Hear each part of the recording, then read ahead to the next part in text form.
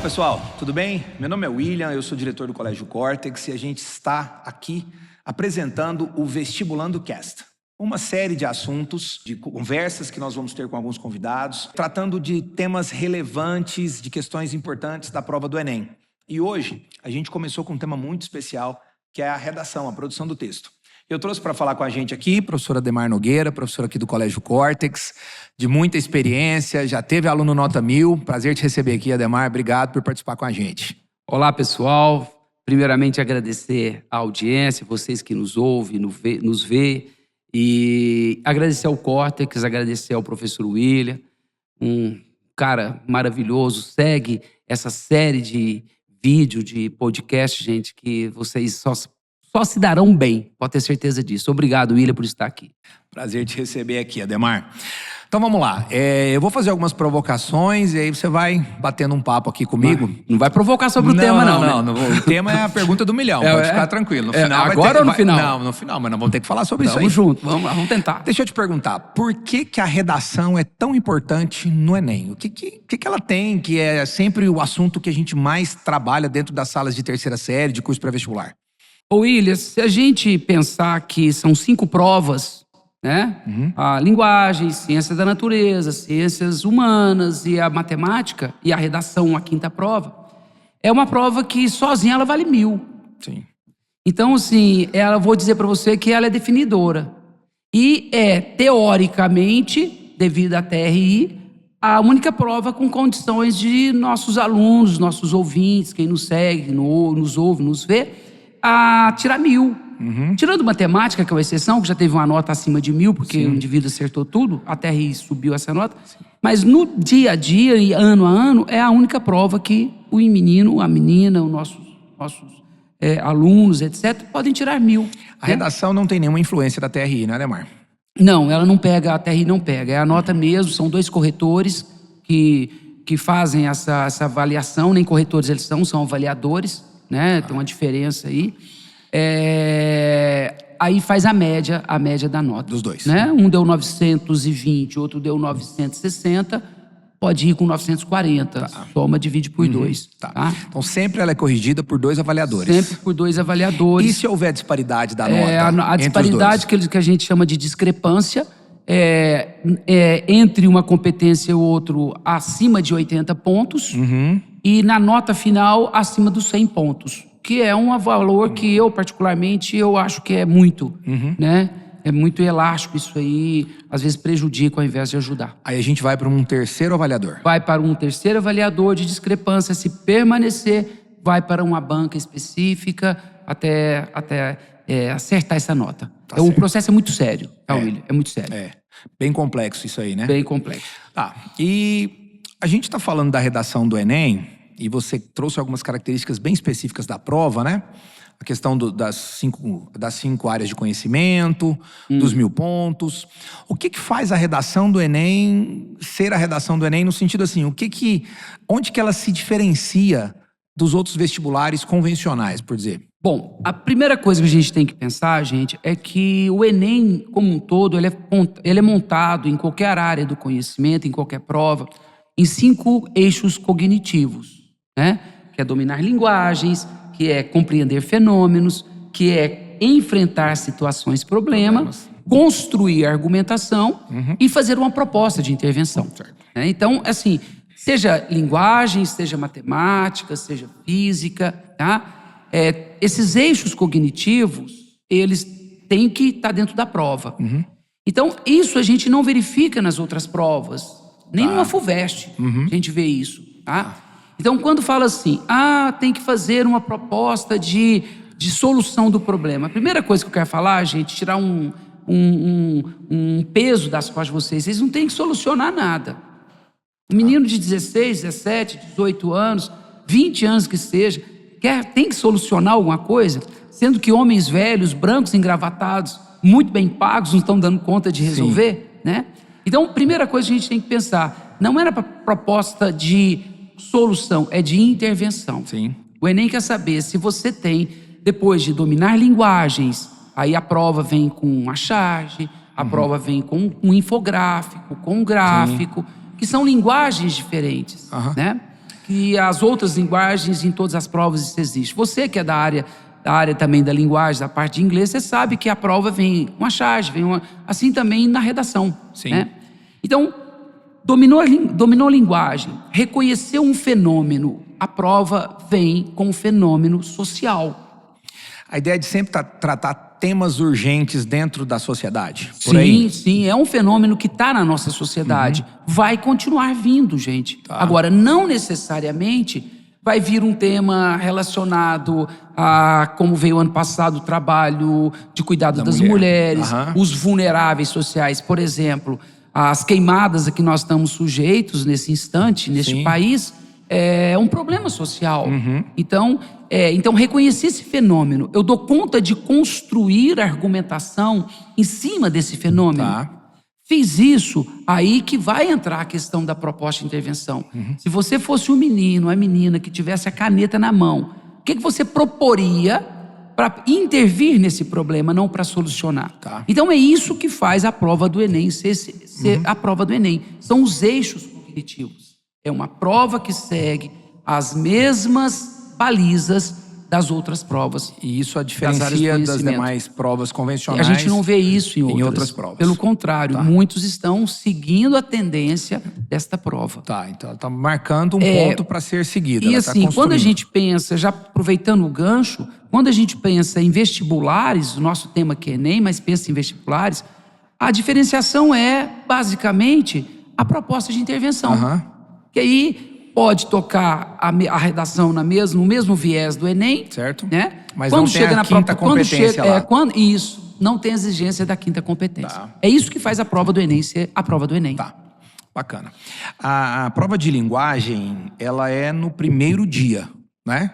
A prova de linguagem no primeiro dia. Esse ano, dia 5 de novembro. Tá. E no primeiro dia, além da prova de linguagem, a gente também tem a prova de ciências humanas. Tá. E no primeiro dia a gente tem 5 horas e meia de prova, é isso? 5 horas e meia. 5 horas e meia começa 13h30. 13 horas já tem que estar lá dentro. Certo. Né? Os 12h30 abrem os portões. Certo. 13 fecha. 13h30 dá o sinal para começar a prova. Certo. Termina 19 horas. Tá. E a gente sabe que um problema, assim, que eu acho que marca muito, o aluno sempre está perseguindo melhorar nisso daí, é a questão do tempo, né? Sim. Aí eu te pergunto, no dia da prova de linguagens, que eu também tenho a prova de humanidades, que eu vou ter textos longos para analisar e tudo mais, qual que é o momento ideal para o aluno fazer a redação dele? E um pouco mais, aprofundando ainda mais um pouco, quanto tempo que você acredita que o aluno deve destinar para a produção do texto? Tá. No primeiro dia são 5 horas e meia. No segundo dia são 5 horas. 5 horas. 5 horas. Então acrescenta-se aí meia hora. Né? E vamos primeiro, vou inverter. Qual é o tempo ideal? Né? Entre 1 hora, 1 hora e meia. Para a produção do texto. Então se a gente dividir, vamos pegar 1 hora e meia, gente. 1 hora e meia, vão sobrar 4 horas. Então assim, qual é a técnica mais ideal? 2 horas para cada uma das provas. Tanto de linguagens quanto de humanas. Sobra aí 1 hora e meia para redação. Tá. E aí quando a gente considera esse 1 hora e meia, é a redação passada a limpo. Tá, prontinha para entregar. Prontinha, rascunho feito, passado a limpo, 1 hora e meia. O menino ou a menina que treina bem consegue fazer aí numa 1h15. Tá bom. Menos do que isso, eu acho meio que temerário. Porque é todo um processo que nós vamos entrar aqui na questão do projeto de texto. Não aconselho, tá, gente? O William não me perguntou, mas eu não aconselho a fazer a redação direto. Tem que fazer minimamente um rascunho, um projetinho. Esse é o problema que faz a redação do Enem ser o Enem. Porque existem vestibulares que você já treinou, você não tem que fazer proposta de intervenção, você manda bala. Sim. Agora, no Enem não, é todo um processo cognitivo e que de repente eu aponto uma causa do problema aqui, como é que eu soluciono lá embaixo? Lá adiante. Se não tem um projetinho, aí a gente enrola. Então, 1 hora, 1 hora e meia, tá? É o tempo ideal aí para essa questão. A outra questão que você me pergunta, Em qual momento da prova? William, eu aconselho os nossos alunos aqui no Córtex a fazer a redação em qualquer momento, menos por último. Tá. Porque o que acontece? Essa redação ela tem que entrar com a nota líquida. Tá. A nota tem que ser líquida. O menino tem que sair de casa falando assim: mãe, pai, eu vou lá buscar 960. E levar para casa, como diz aqui em Goiás, é Iambu na capanga. Tem que fazer. Tem que levar na capanga 960. É. Ou, assim, dependendo do curso, até menos um pouquinho. Tá. Mas se a gente pensa aí numa medicina da vida, Bem concorrido. gente, tornou uma prova de alta performance. E assim, a gente tem percebido isso nos resultados, né, Ademar? A gente percebe sempre que a nota de redação, via de regra, ela é a maior das 5. Né? Então, assim, faça a prova de modo bem objetivo, faça a prova ou no início, ou faça no máximo no meio. Tá. Eu gosto muito da ideia, gente. Entre uma e outra? Assim, pelo menos no início, eu gosto muito da ideia seguinte, que assim, é o que eu comento com os meninos na sala, nas aulas de redação. Professor, qual o momento de fazer a prova? Imagina que a hora que chega na prova, a adrenalina tá bombando. Não é a hora, então. E o que é a adrenalina? É o nosso hormônio da defesa, né? Eu vou defender ou vou atacar. Então eu tô num momento aqui, pupila tá desse tamanho, a ponta do dedo tá suando. Isso tudo vem dos nossos antepassados, da nossa condição animal. A adrenalina, ela não nos deixa pensar, raciocinar. Então, quando você entra para a prova, gente, qual é a ideia? Senta, respira.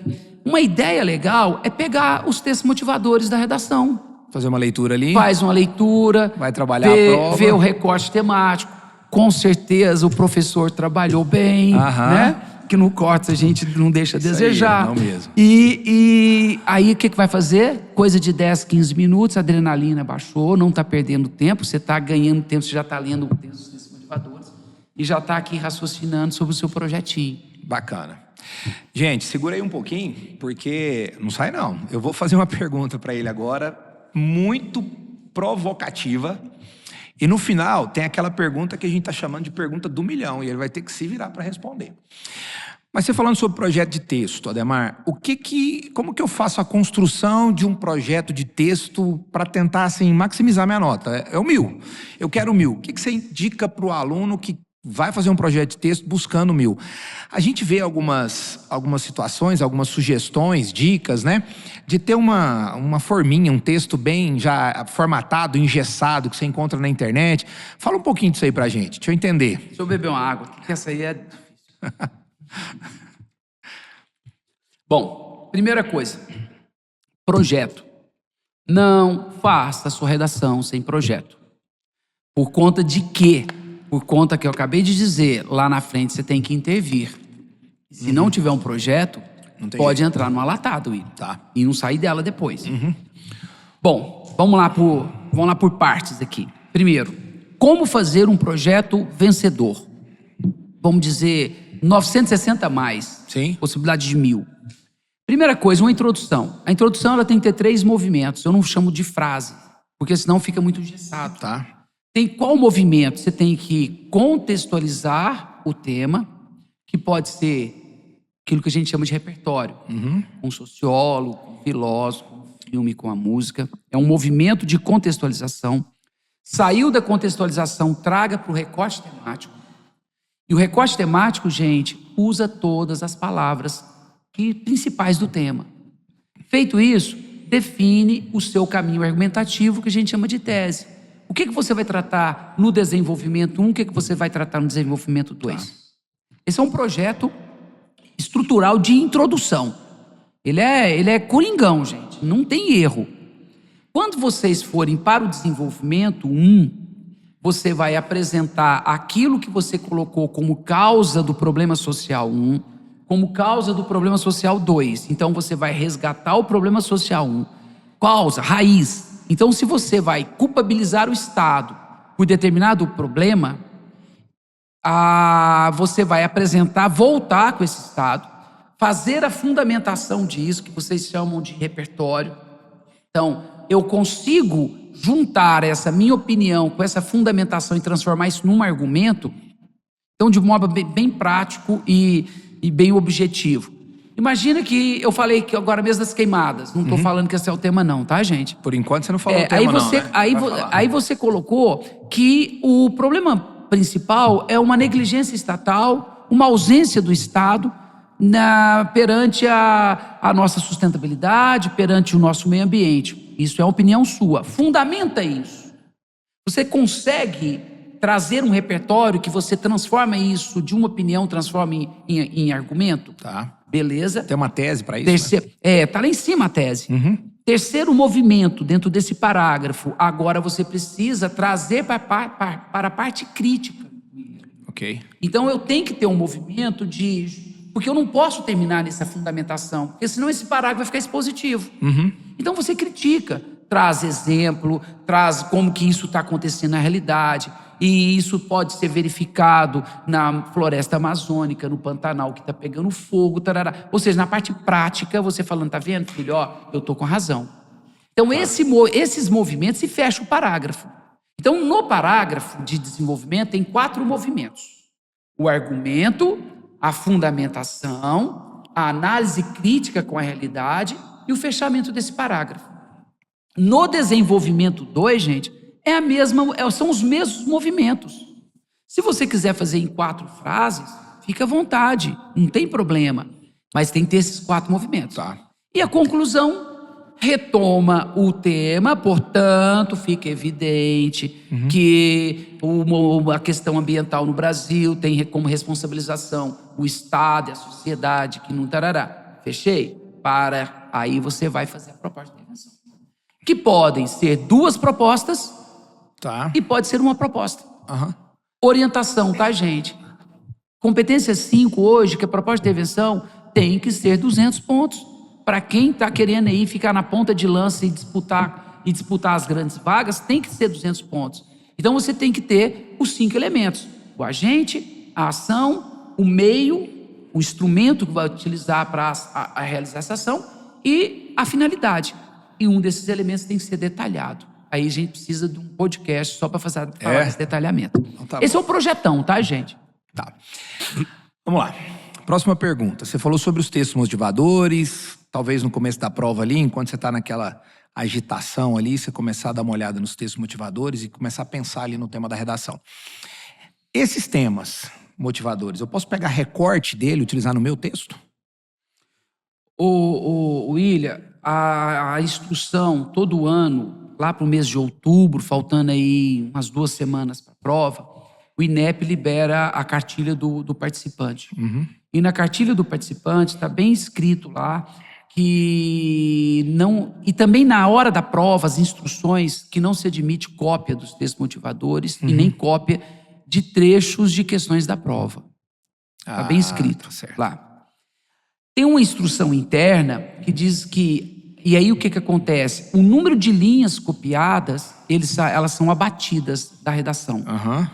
Mas aí os nossos meninos, as nossas meninas podem dizer, não, mas o mínimo são 7 linhas.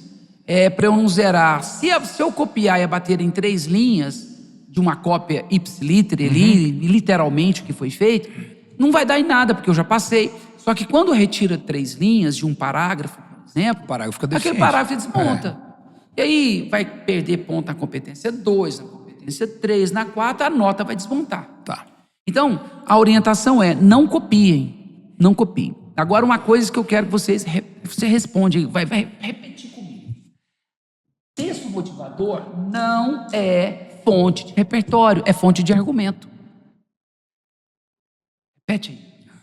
Texto motivador não é fonte de repertório, é fonte de argumento. Ele está ali para te inspirar. E ele está ali para outra coisa, William, para completar o recorte temático. Sim. Que é a frase temática. Sim. Porque a frase temática, ela pode vir dando uma dúvida para o nosso candidato. E aí é o texto motivador que vai orientar. Te dou um exemplo prático. Em 2013, não sei, não me lembro mais assim, tá? Sou novo, mas memória às vezes falha, tá? Em 2013 teve um tema que era a publicidade infantil em questão no Brasil. Sim, lembro. Só a publicidade infantil em questão no Brasil. que era para dizer? Os textos motivadores, eles traziam pontos favoráveis, países que proibiram a publicidade infantil e pontos desfavoráveis à proibição da publicidade infantil. Então, naquele recorte temático, o candidato ou a candidata poderiam escolher qual caminho que ele ia tomar. Em questão, tem um ponto de interrogação. Você é contra ou você é a favor? Tinha 2 linhas para ele poder seguir. Eram os textos motivadores que davam isso. Tá. Tá? Então, o texto motivador, gente, você pode usar. E outra coisa, aí eu peço encarecidamente, pelo amor de Deus, não subestime texto motivador. Porque às vezes, na ânsia de fazer uma prova rápida, eu vi o recorte temático e já vou Peraí, começar... você falou que pode usar texto motivador? O texto motivador pode, desde que você não copie, você ok. faça Ele paráfrase. sirva de inspiração, tá bom. E outra coisa, eu copiei, fiz a paráfrase de um pensador que estava lá. Aquele pensador, ele vai ser considerado para efeito de repertório? Não vai ser considerado.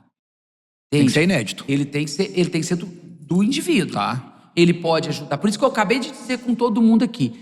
Texto motivador não é fonte de repertório, é fonte de argumento. Tá. Então você pode tirar um argumento aqui que você nem pensava, pode tirar outro argumento aqui e trabalhar os 2 argumentos. E construir a sua... Tem um texto que está falando que a sociedade é negligente, outro texto falando que é um problema histórico, cultural, né? E aí, eu posso puxar isso aqui, trazer a raiz desse problema. Depois me lembra de falar das raízes dos problemas, Tá. os meninos guardarem. Tá bom. Tá? A raiz desse problema, eu vou trabalhar os 2. Eu não estou copiando, eu estou me inspirando no texto motivador. Tá. Tá? Parece que a palavra que você, além de texto motivador, a palavra que você mais destacou aqui foi repertório sociocultural.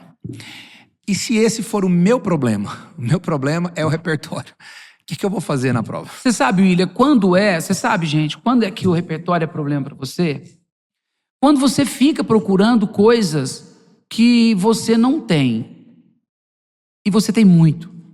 Imagine que essa menina que está aqui nos acompanhando, quantos anos que eles passaram na escola, William?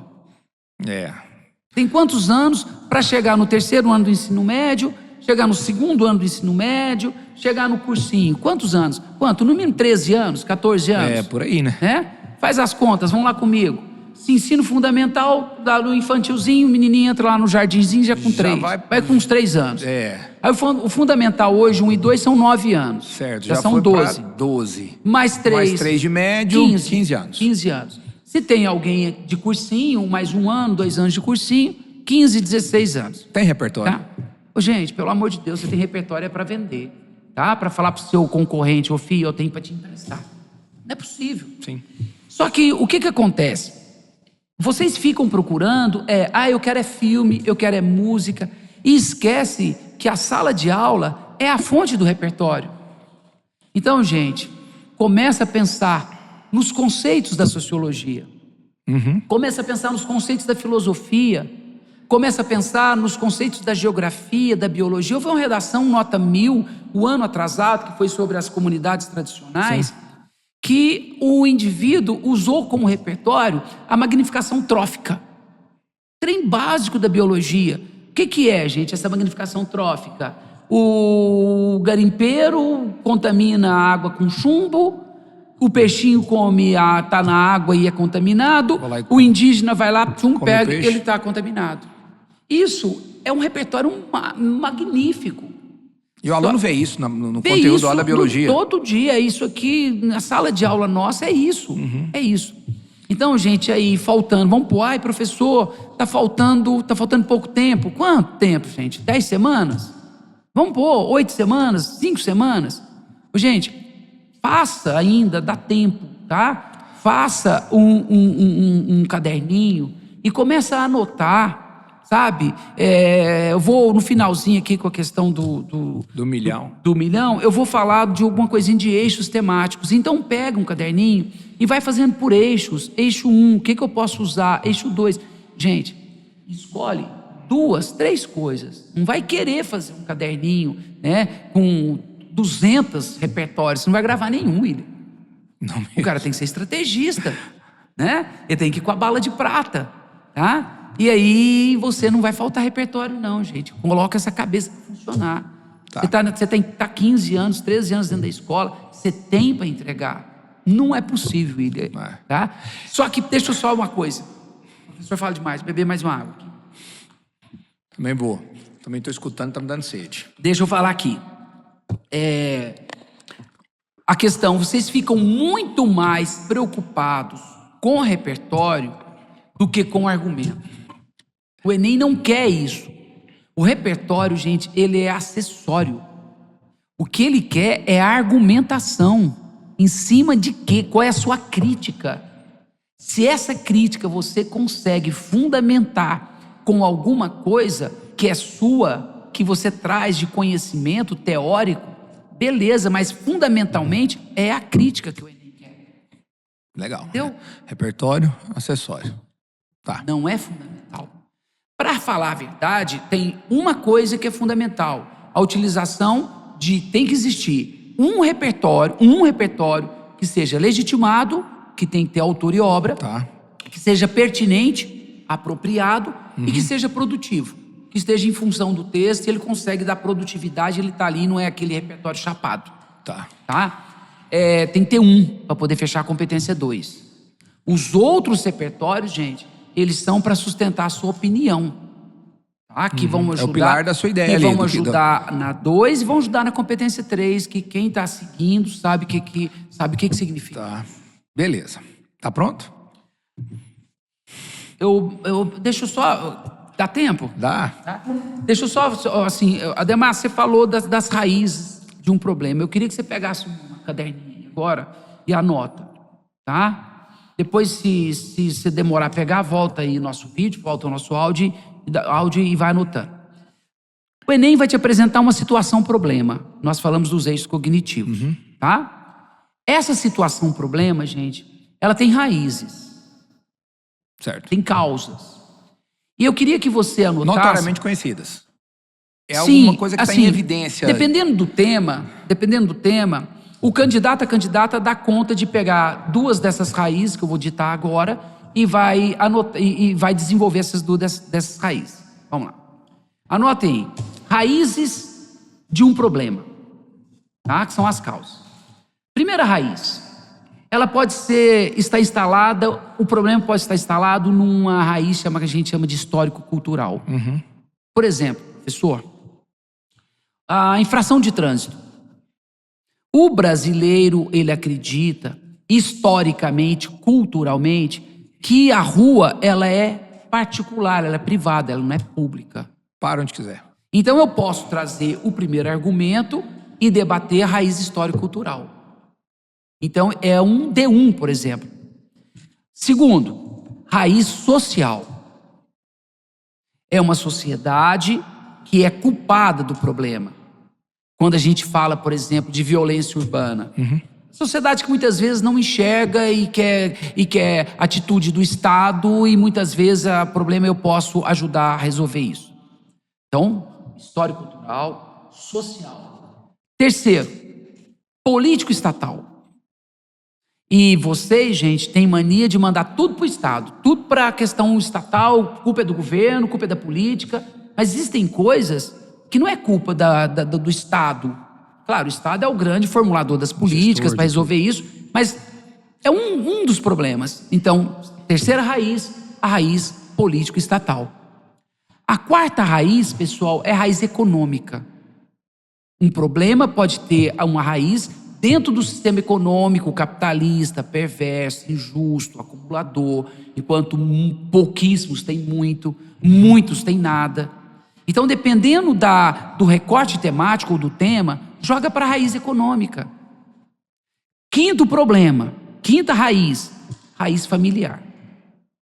A raiz do problema está lá, a causa do problema está na família. Então, o seu argumento é falar da família. Tá.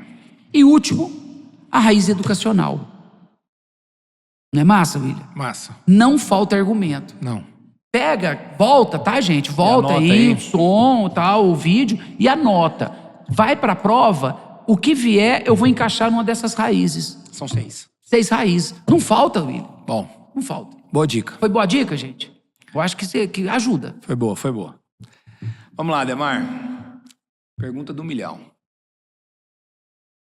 Você tem uma experiência muito grande, vem acompanhando a prova do Enem desde que começou isso daí, né? Desde 98. Lembrando que lá atrás o Enem ele tinha uma função de avaliar as escolas, né?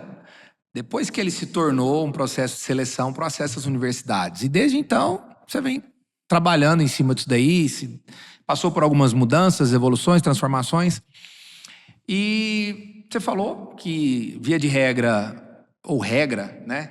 Vai sempre trabalhar com questões urgentes dentro da nossa sociedade, né? Algo que está latente. Mas o que todo mundo quer saber é isso. Qual é o tema da redação do Enem 2024? Não sei. Não vale essa resposta, né, gente? Não aceita não, né? Gente, se eu falar, a Polícia Federal vai bater lá em casa daqui a pouco. É ruim pra mim, né? Não sei. Vamos lá, tô brincando, tá, gente? A gente tem, assim, antes de preocupar com o tema, a gente tem que preocupar com coisas maiores. Eu ouço muito falar assim, o tema é sempre de um eixo temático. Vamos pensar em eixos temáticos, tá? O que são eixos temáticos? Como se fosse uma grande sala e lá dentro nós temos os indivíduos dentro dessa sala. Então eu tenho o eixo temático saúde, eu tenho o eixo temático trabalho, eu tenho o eixo temático meio ambiente, sustentabilidade, tenho o eixo temático juventudes, para tocar essa questão dos jovens. Então são infinitos eixos temáticos. Ali. Eu prefiro pensar em eixos temáticos do que falar aqui irresponsavelmente, falar para você se o tema é esse. Tá? E fazer você acreditar que o tema é esse. Ainda mais o jovem agora, nesse instante, que fica qualquer coisa, né? E é o que as redes sociais fazem. Toma cuidado com as redes sociais quando elas falam que o tema é esse, porque não é. Tá? Então vamos pegar eixo temático vulneráveis sociais, que tradicionalmente tem vindo os vulneráveis sociais. Então já caíram vários temas de vulneráveis. Das mulheres já veio 2 vezes, né? A questão dos surdos, né? Os deficientes auditivos, a questão dos problemas emocionais, né? Você falou das 4 últimas redações agora, né? Na sequência? Por aí, né? Por aí. Tá. E a questão da religião, da perseguição religiosa, então, tá. Mas acontece, gente, que já vieram temas que não estão ligados diretamente a vulneráveis sociais. Aí os meninos me perguntam, quais são os vulneráveis que estão faltando? Os idosos. Sim. Né? A questão dos idosos. Mas está falando muito em idosos. E quando fala muito na internet, não vem, gente. Não vem. Tá? Mas se vier, ótimo, vocês estão fazendo. Todo mundo que está nos ouvindo, que está nos vendo, provavelmente fez algum tema sobre idoso. Vamos pensar em eixos. Pensa em vulneráveis sociais. Prepara para vulneráveis sociais. Tá. Que venha idosos, que venha a questão da morte de meninos negros pela violência urbana, etc. Tá? Você tem que estar preparado por eixo. Então se prepare por eixos. E aquilo? A grande dica, então, vulneráveis sociais. Não é grande dica. Tem um grande tema aí que está rondando para cair, que é um eixo. Para mim, meio ambiente. Meio ambiente tá, te perguntar exatamente sobre meio isso. Meio ambiente está muito forte para cair. Talvez educação, tá? Porque nós estamos aí com o governo federal tá batendo na tentativa de diminuir a evasão escolar no ensino médio.